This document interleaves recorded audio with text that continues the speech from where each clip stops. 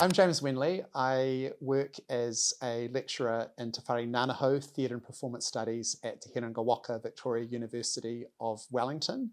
And I guess my solo theatre practice was very much influenced by being an academic and sort of thinking, what kind of theatre do I want to sort of make that can actually bridge some of what I do in a sort of teaching, educational context and then bring it out into the theatre.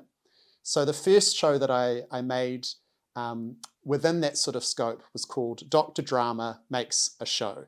So Dr. Drama is me, but a kind of a heightened version of myself who loves to teach and share the passion of performance and sort of ask big, interesting questions through theatre.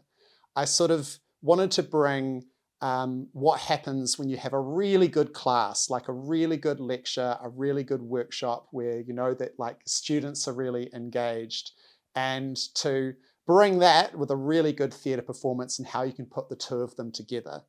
So with that show, my kind of starting point was an antique desk that I own that I sort of inherited through the family line that originally belonged to my great-great-great-grandfather.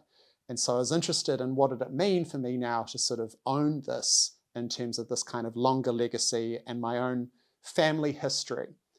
So it was a very kind of self-aware show. It was commenting all the time about how I had performed it, how I had made it. And then I was thinking about what do I want to make next. So that's when this current show that I'm doing for TAHI Festival comes in, a show for when you feel lonely. The bedroom, the most intimate and private of rooms, the inner sanctum. Off limits. So it was a bit unusual making a show for when you feel lonely because I was mostly working by myself, which isn't actually something that I would necessarily recommend, especially to my students out there. I live by myself in this apartment, and my mother has been living by herself for the past 2 years. I've had extended periods of time living on my own. For Mum, this is the first time in her life that she's done that. So I thought that was really interesting to kind of compare those two stories. And the show wouldn't have happened if Mum hadn't agreed for her story to be shared in it. So that was also a really important moment in terms of making the show.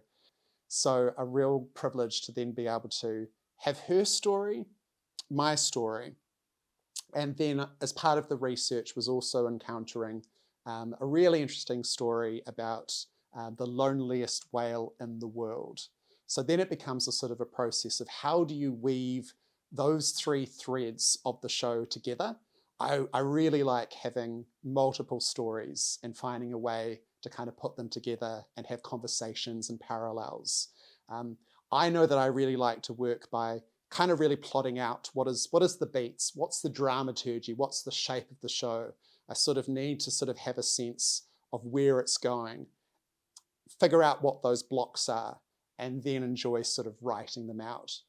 Then it's a real process of continuing to sort of iterate, revise. And one of the big sort of steps for me when it's my own work is moving from James the writer into James the performer.